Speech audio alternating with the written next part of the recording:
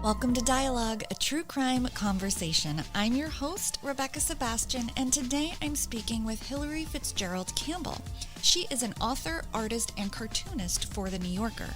Her new book, which is called Murder Book, is a true crime graphic novel, and it just released yesterday. Lucky me, I got an early copy and the chance to speak with her. Now listen closely to today's episode. This is like a deep cut edition of Dialogue. Hilary and I leave very few true crime stones unturned. We cover the big meta stuff that you know I love, and lots of personal connections, including her very special relationship with her mom, Lori, which is really how her whole crime obsession began. If you would like to win a copy of Murder Book, and trust me, you want to. It is the funniest thing I've read in a very long time. Then listen to this episode, then share a photo on Twitter or Instagram of the episode playing wherever it is you listen, car, computer, phone, and include your favorite true crime reference in the conversation with Hilary. There are so many to pick from. Whatever resonates with you works, and don't forget to tag me at Dialogue Pod. I will select a winner this Friday at 7 p.m. That's Friday, November 12th at 7 p.m. Eastern. As always, if you enjoy this show and this interview, please leave a rating and review. And thank you so much for listening and killing the small talk. Here's Hilary Campbell Fitzgerald.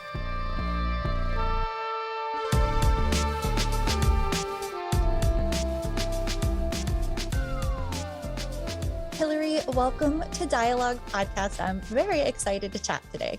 Thank you so much for having me. I'm excited to be here. Yay! Well, I had the best night last night. It was a chilly November New York evening. The temperatures are getting lower, and I was reading your book, Murder Book, a graphic memoir of a true crime obsession, and I was laughing out loud. And I can tell you sincerely, I don't remember the last time I've read anything and chuckled and had an audible laugh. It was so enjoyable. So thank you for the book and the copy. Oh my God, that makes me so happy. It's just, I knew it was going to be good and I knew it was going to be funny, but there's funny and then there's like, I'm laughing and I'm alone. And that's huge. No, that's world's biggest compliment.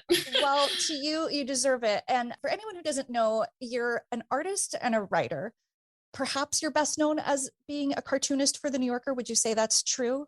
Yeah, that's the number one thing people tend to recognize me for. Yeah, right. And you and I have met previous to this conversation, and it's funny because I've always imagined New Yorker cartoonists as really old dudes, like old white guys. Yeah. So meeting you was a delight to find out, wow, there's a different kind of cartoonist. Yeah, there's all sorts of us. Yeah. I mean, not to say that the old white dude doesn't exist. He does. They're still alive and well. I know a lot of them and they're still funny as ever. But there's definitely a whole new wave of cartoonists at The New Yorker. And then also I often get the question of people being like, oh, do you just draw the pictures or are you the one of the writers? And I'm like, no, that's not what cartoonists are both, right. For the most part. Not that some cartoonists do work with writers, but I would say typically, not really. So it shouldn't be surprising then that your book is a graphic memoir about true crime. Like it totally makes sense, but I still have the question of like, when did that idea click? At what point were you like, I want to tell my true crime story and I'm going to do it through my art and my cartoons? Well, it was actually more, I think the reverse maybe of what you're thinking is that I was like, okay, I've done several books in the past and I've illustrated other people's works. And I knew I wanted to like make a really big illustrated book, like a graphic book. And I knew basically that I was really trying to hone in on is it was something about my mother and our relationship and her humor and our conversations together. And it just came down to like the best way to really talk about me and her. It was to talk about true crime. That is so sweet. And I have to tell you, it is a love letter to your mom. It's a love letter to the true crime genre and also like a very meaningful exploration of the genre, which we'll get to. But it is like the graphic memoir version of the conversation we've been having on Dialogue for years, which is like, Why do we love true crime? Why women? What's this all about? And where does it come from individually and then collectively? So for you, it really does seem like your mom was your way in. Yeah, I think she's an obvious, very like, yeah, just huge influence on me and my sisters. She just has always, we grew up watching Law and Order 24/7. I mean, but, obviously originally you couldn't watch it 24/7. I was trying to figure out, when did the Law and Order marathon officially become a thing? And I don't have a year on that.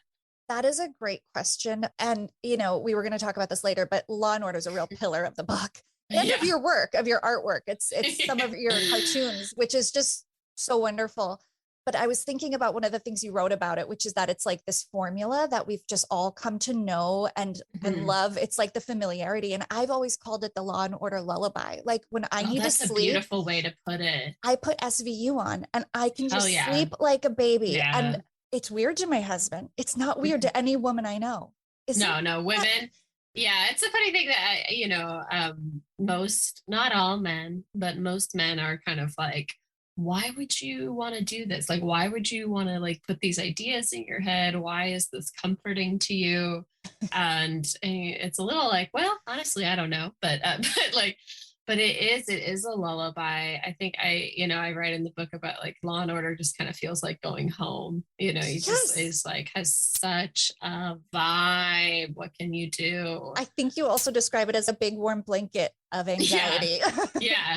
You're like, I know. You're like, I'm worried, but I feel fine about it. I feel like that's why, sorry to throw stones, but I feel like that's why the new Law and Order is not working with Christopher Maloney, is because they're not following the formula at all. It is interesting to watch them try to switch gears at this late date in the game. I'm like, what? Like, no, dude, it broke. Don't fix it. I know. I don't get what they're doing. I don't either. Another story. Yeah, it's a worthy one. It's really funny. So your mom did not shield you. I think that's like one of the big things, is I think there was like two kinds of parents in maybe like the 80s and 90s. And they were the parents that let you watch Cops with them. And then there were the ones that shielded you and made sure the kids weren't around. So it was a real familiarity in your family and your larger community. This was the discourse all the time. And that's a big part of the book too.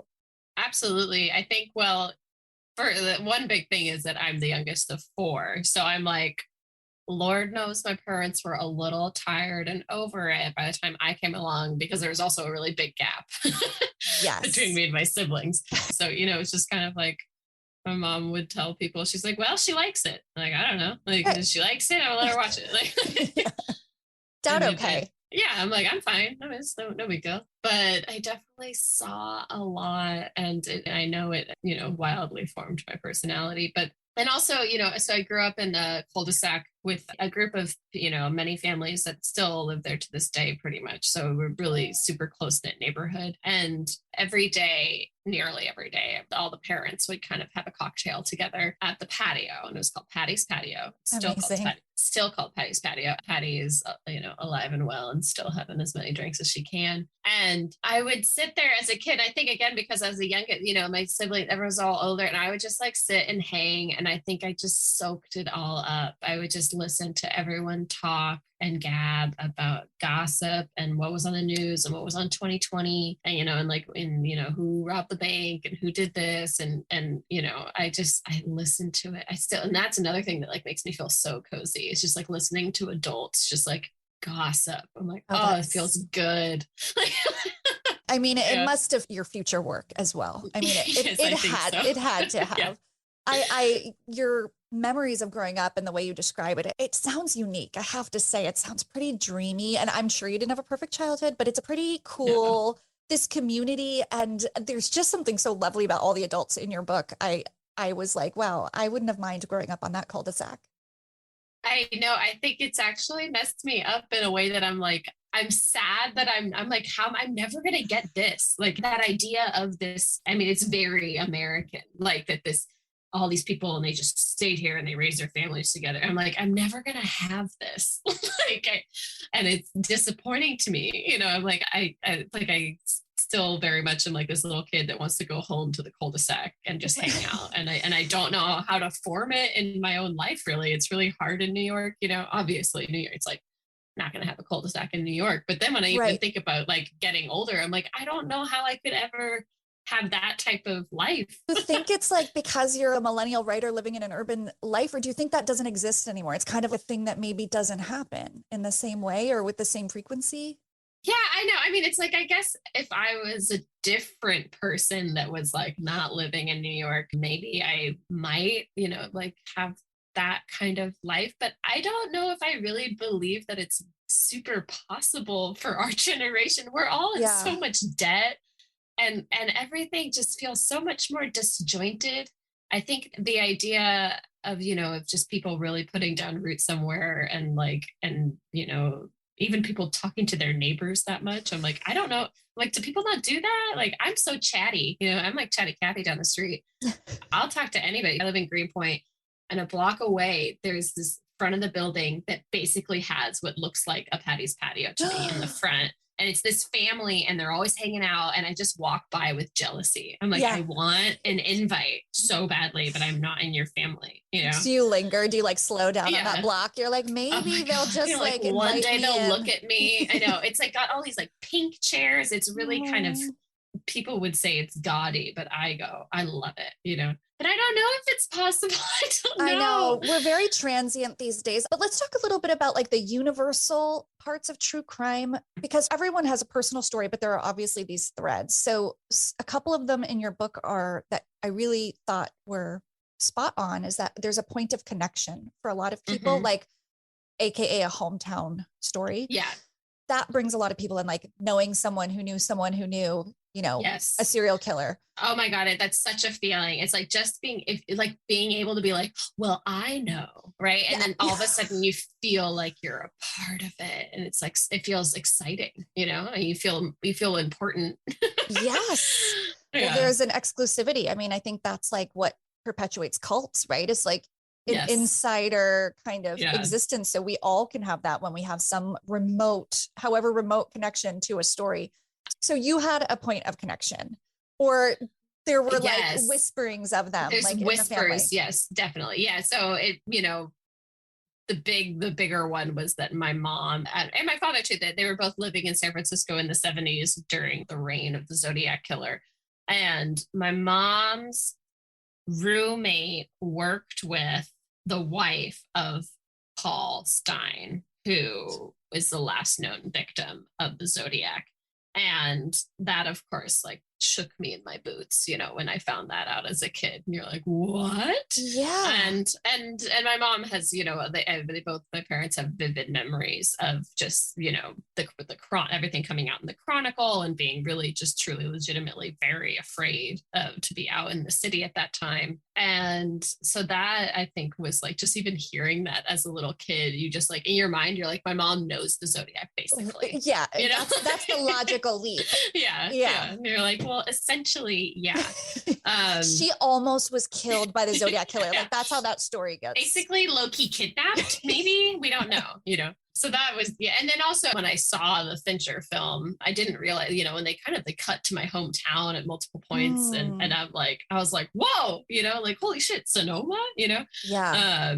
So that, like, for whatever reason, as we're saying, just like feeling like you have some strange connection to it, definitely left a large impression on me. And then my family was always talking, I guess it's like, again, it goes back to just my mom was just always talking about like, well, this happened, like, or this, or, and then I don't think I was alive, or maybe I was very young when Ramon Salcido was a very big case in our town directly, that this man like just kind of had a nervous breakdown. Basically, he killed a bunch of people at the winery he worked at, then he killed his wife, and then he almost killed all of his daughters. And my dad's best friend was the doctor that saved the last daughter, because he had slit their throats and she kept her head down. And he performed, was in the ER, and he performed surgery on her and saved her life. So that I just heard that story like 5,000 times basically at the dinner table. Sure. Yeah. As you do. Yeah. And then, I mean, you lived in the Northern California area, so that did feel like at a certain time a hotbed of the big cases. There was Scott Peterson, Polly Scott Klaas. Peterson was so big, right? And Polly Klaas was just she's in Petaluma, so she was the next town over, and that's the story. My sister says that she was, because she was basically, I think, Polly's age, and that just put scared the living daylights out of her that someone would just take you out of your bedroom, you know? Of course. That's my mom's like, then you start locking the windows. You're like, I'm sorry, what? But there's, and then, I mean, the Golden State Killer, you know, there's a lot of, you know, obviously there's murders everywhere you go. But as far as the big cases, especially with Scott Peterson, Northern California, it definitely felt like there's a lot going on. Yeah, I was trying to read between the lines on your work about Scott in your book and where you stood on his conviction. I'm so confused lately. Okay. I always thought, okay, duh, Scott Peterson did it. Like, right. There was no doubt in my mind. I know, but Scott then Peterson. But then this documentary came out, right, on A&E that's like saying that there was a robbery next door. But I don't know. Yeah. I'm not going to be like, Scott Peterson's innocent. I just don't like him. I know. It's really hard to say those words. Yeah, I've gotten to the place where I can say there was not a lot of evidence to convict him. There really wasn't. So that deserves to be looked at. I'm comfortable with them taking away the death penalty. I feel okay about that because I'm not for the death penalty. So I'm like, I'm making these baby steps towards steps towards maybe trying to possibly admit. like leave room for it. But I just think he did it. I just think he did it. I know it's hard to get rid of that feeling. I mean, it's because, I mean, that only goes on to prove how powerful Nancy Grace is. Yes. Like, you're like, yeah, well, Nancy convinced all of America that he did it. So, you know, like. Yeah, well, you give a nod. I don't know if it's again, I was like really like digging in, like, well, how does she feel about Nancy fucking Grace, which is how you refer to her in the book. So I mean, I love her. I know she's a problematic person, you know, I just love the image of her, you know, I'm like, this woman is amazing. She is so powerful and terrifying. And she can get in anyone's face. But she's like the epitome of like, you know, like Gail Weathers from Scream. Like she is Gail Weathers. And she will do anything. I know. You know? And I love the part when your mom's like, well, you know her story, right? You know, her fiance was murdered and she's like avenging justice for others. And you're like, yeah, duh, everybody knows that about Nancy Grace. We all know, okay? Yeah. We know about Nancy. Oh my God, but her voice, oh my God, her voice is so like, that's just ingrained in me. But I mean, I know, but Nancy's crazy, right? She's, you know, she's definitely misstepped many a time, and she, you know, kind of can leave a huge wake in her path, obviously, especially when you look at somebody like Scott Peterson. So powerful is a good word though for her, because she's really powerful. She's influential, and she's influenced a lot of people on how to think about many cases, for better or for worse. Another thing that I think is always good to be reminded of is the fact that true crime is not new. I think there's so much in the zeitgeist right now about like this burgeoning genre that it's not new at all. In fact, I would say this goes back to the dawn of time of us being interested in death. Yeah, no, I was trying, you know, I write that in the book as well, that you're like, this is like, I mean, you know, yes, there's more avenues now, you know, as with everything anywhere, there's podcasts, there's just endless TV, you know, so there's more avenues for true crime to, you know, get plugged basically. But it's like watching a car crash. That's just like since forever, you know. I think like you could just point back to, as you say, the dawn of time. And I didn't have time in the book to like, you know, quite literally delve into the darkest, furthest history of true crime. I just kind of kept it mostly in the States. But in my research, you know, like there was like dating back in China, like just so far back, really early documents of true crime, basically. And it's nothing new at all. And I think, you know, people like to jump to conclusions now saying that, you know, as a society, we're watching too much, all this stuff. And like, you know, like you can do that in your own life. If you think you're watching too much, stop watching it. But like, it's like, it's so normal. I mean, it's, you know, it's the news also too. You're like, yes, the news of what is going on. Like people want to, you know, just, they want to know what's going on. Obviously the invention of 24-hour news and in the late 80s, that is when, you know, things really, really did start to take a turn as far as news coverage of true crime. Yeah. And it kind of birthed the news programming like 2020 and 60 Minutes and 48 Hours and those things that we've come to know and expect as part of the genre.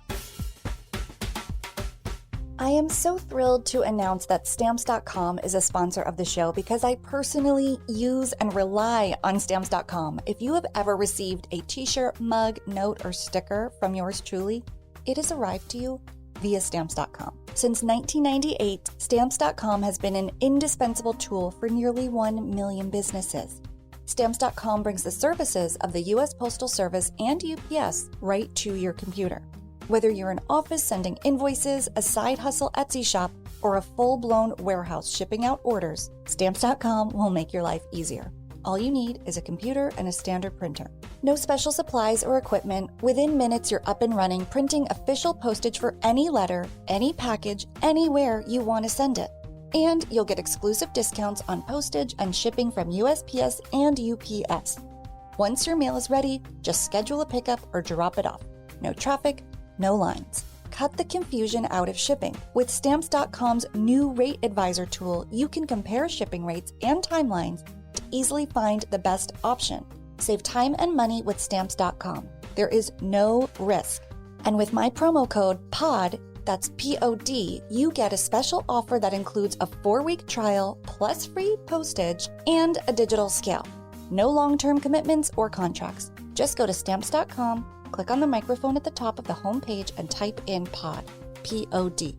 That's Stamps.com, promo code POD. Stamps.com. Never go to the post office again.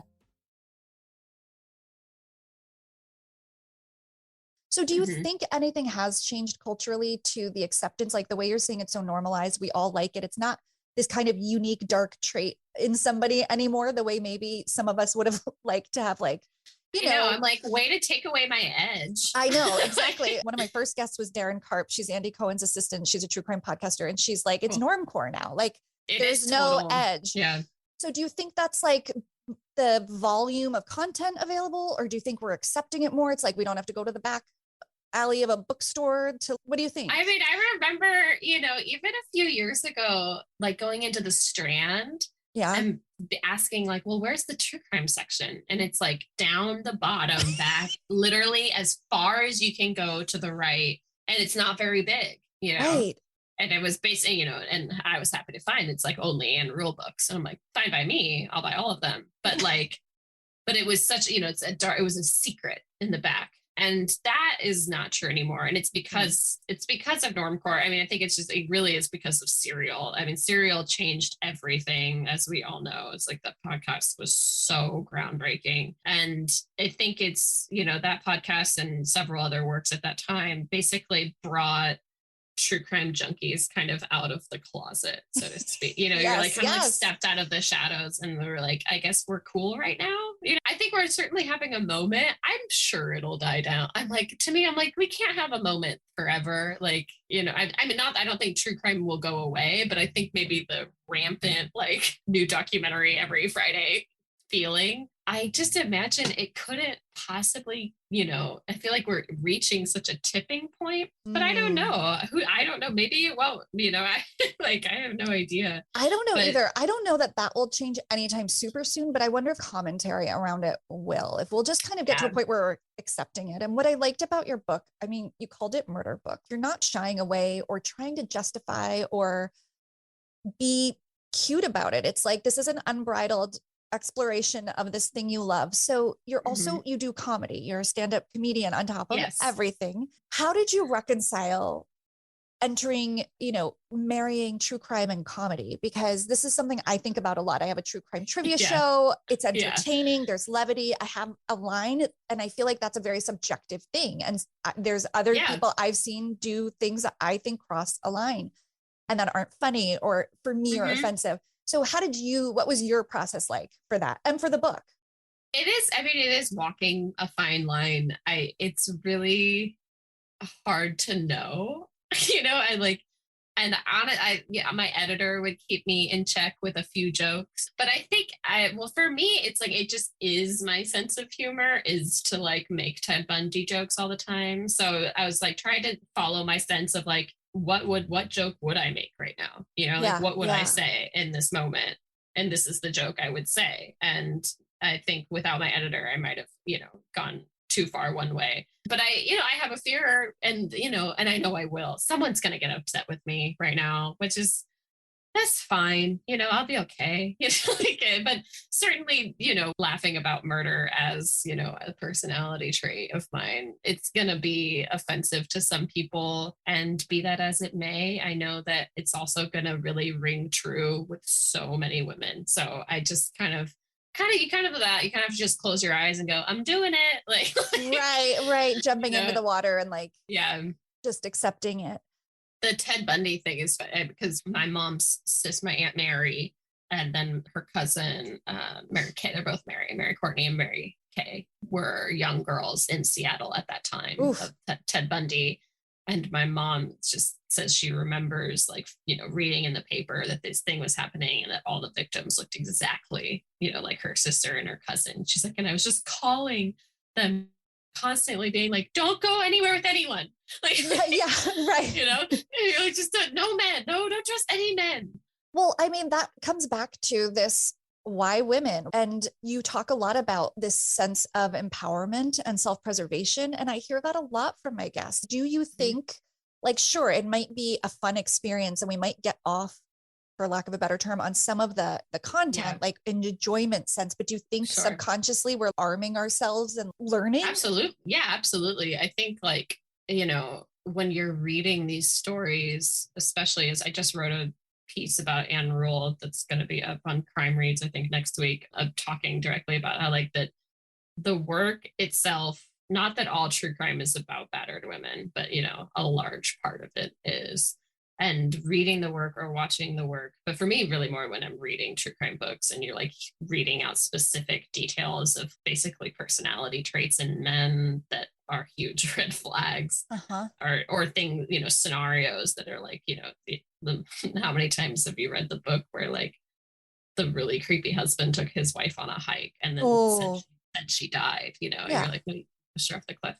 But I think that you are gathering bits of information to help you possibly in the future, just sort of just in case, and I also write about how I think that most people that are really into true crime also suffer from anxiety, and it is this total, vicious cycle of I'm gathering information to make sure I don't get murdered, but now I think that I might get murdered because I've gathered so much information, and not every man is a serial killer. And I think it's good to read it too. You should know, because how many women are killed by their husbands? So many of them. So it's well, that's so much more likely than us being killed by a serial killer. That's the really terrifying part. Exactly. So, God forbid people start taking out a life insurance policy on you. You're that's when you should run away. Or the increase is really where it's out of nowhere. Yeah. But I think that you're definitely looking for something to make sure how to keep your head on your shoulders, basically. Yes. I have these written down as the pillars in your book. Law and Order, Serial Season 1 you mentioned. And you give a really nice homage to My Favorite Murder, which I think is another show that a lot of women's for it. It bred this whole movement that we know many of my listeners will know is called Murderinos. Yes. So can you talk a little bit about maybe the advent of that show and what you think its influence has been on true crime enthusiasts? Well, I think that they were, I'm doing a book here laughing about murder, but they were the first people to really step out of the dark corner of true crime lovers and be we're going to go on air and we're going to tell these stories that we do have feelings about, and that we care about these victims, but we're gonna laugh through it. Yeah. And then it was kind of they revealed, this is what we're all doing at home, by the way, we're all laughing when we hear another guy, took a life insurance policy out. And of course the wife is dead, we're laughing. And I think it's because you're laughing because it's so dark. You have to laugh, right? Stress response. Yeah. You have to laugh in order to feel okay about it. So I think that Georgia and Karen basically just opened the floodgates. Yeah. And God bless them. I love them so much. But I think they basically had the courage to be let's get on air and do the thing that all women are doing at every dinner party everywhere across America, which is we're going to giggle, but we're going to be serious. We're going to have moments of, seriousness, but then we're going to laugh. And it's, as they talk about in the inception of My Favorite Murder, is just because they did meet at a party and they did want to talk about it. I think it was just, they were just being really honest with themselves. And that's why it attracted so many women, obviously also men, to listen, because it was so real. Yeah. And it still is. Yeah. It struck a nerve for sure. And I think now true crime and comedy podcast is something we know about, but that was very uncharted territory. It was very brave. Yeah. And they had to answer that question a lot, I'm sure, like, how do you have comedy and true crime and all of that? Yeah. And, I don't want to diminish the serious work they've done either. And the same for your book. Right. Lest anyone think this is laughing at anyone's expense. I just want to be super clear that it comes across very clearly to me that you aren't, and that it isn't. And that there are even these threads, like it's this super enjoyable read. But some of the things I jotted down were like, you talk about a feminist perspective on true crime. And in the last 5 years, we're seeing more female filmmakers and reporters and journalism, and how that's shaping stories, a higher focus on the victim. And I really appreciated this, especially like in the very recent moment right now, representation with perpetrators and victims. Sure. Like, that's probably been the most problematic, and to my mind's like the genre's biggest problem is who we're paying attention to.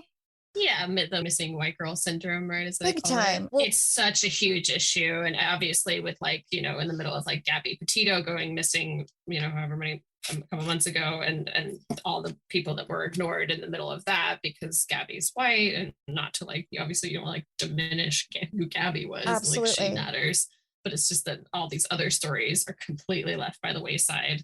And even even within the national park system, like that was another weird thing that came out, like the number of people that are actually murdered in national parks. Yeah. And that they recovered 9 bodies while searching for Gabby and Brian. They found all these other people that clearly nobody was looking for who knows how long. It's such an exposure of, I think the best true crime and what's changing for the better to me is examining the flaws of our justice system. Just the number of cases. I think the best thing about all the podcasts now are, just as you said, is there's way more stuff being uncovered about really bad police work, or things being blatantly ignored, or just a lot of corruption. And I would hope, it's certainly not going to be overnight, but you just have some hope that somewhere down the line, this much exposure will lead to change. You just hope.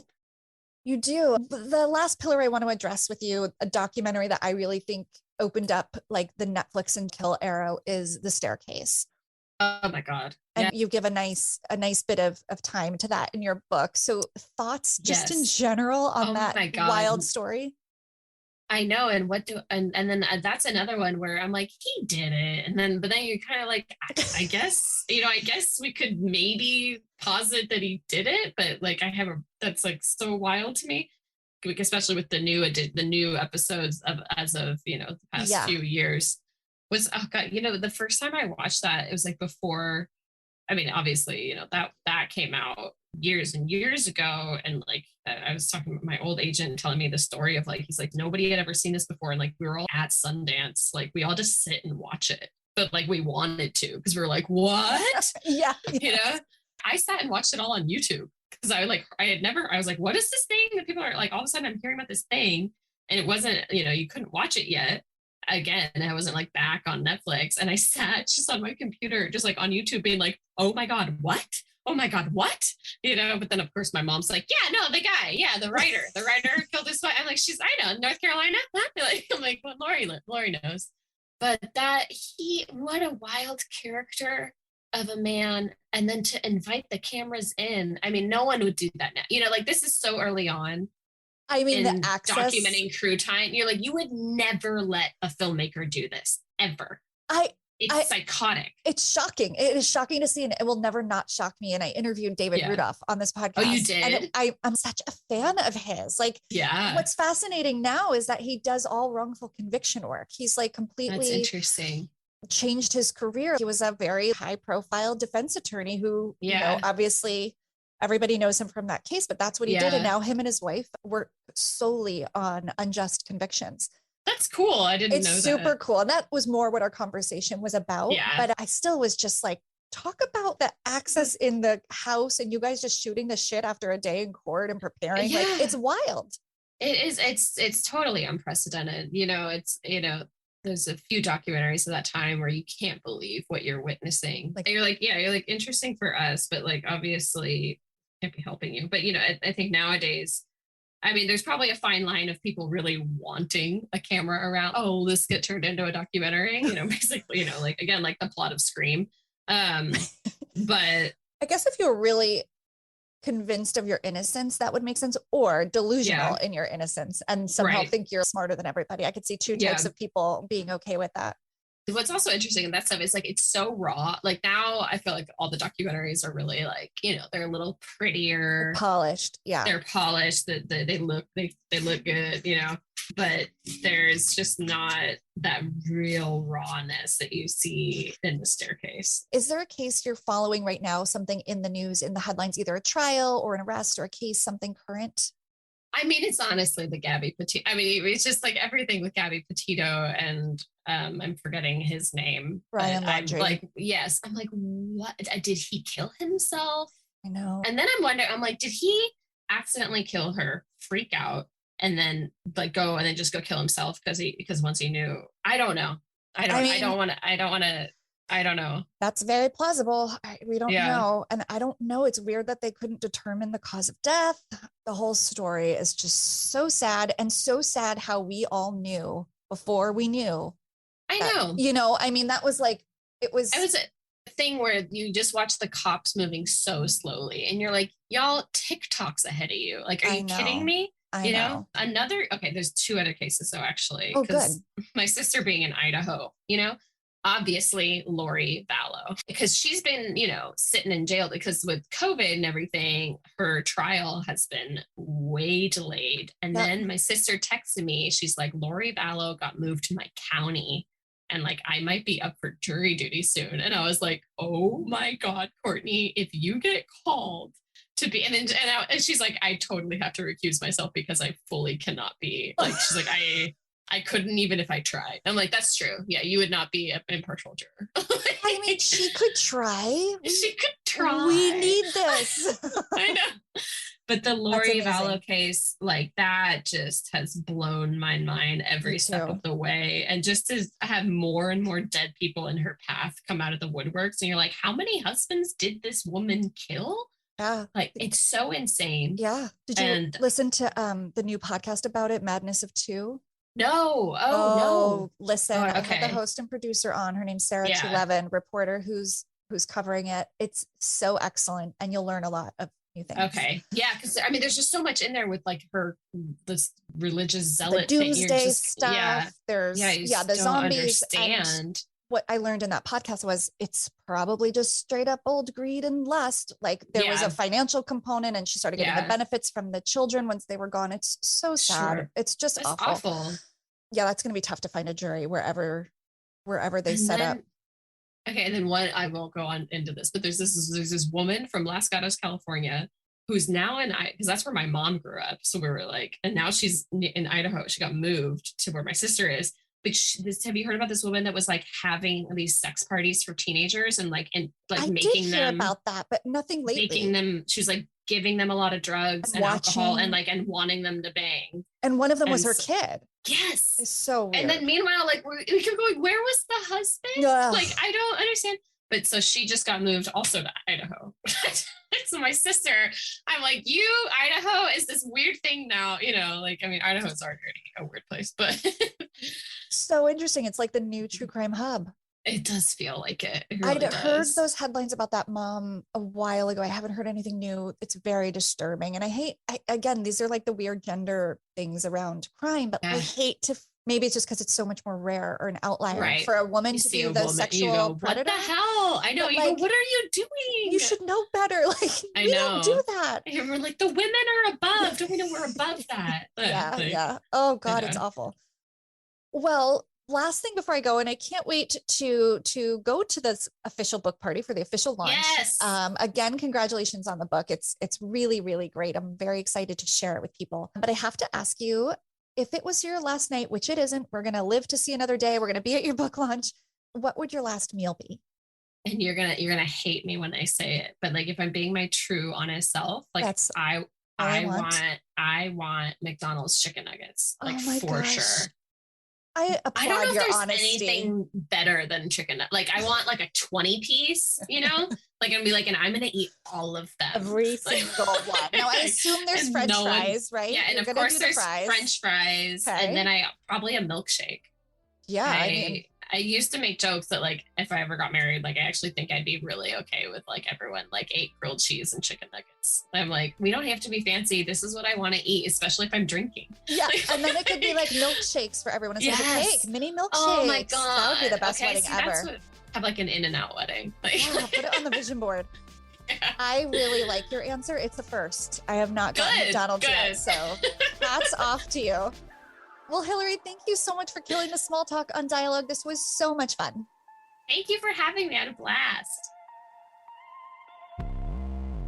Dialogue is a Yellow Tape Media production, audio engineered by Jason Usry and produced, hosted, and edited by me, Rebekah Sebastian. If you love the podcast, please consider becoming a diehard by signing up at patreon.com/dialogue. Other ways to support the show, follow along on social media. We are at Dialogue Pod across platforms, and you can now watch most episodes on YouTube by subscribing to my channel, Rebekah Sebastian. For more information or to drop me a note, visit RebekahSebastian.com. Until next time, thank you for listening and killing the small talk.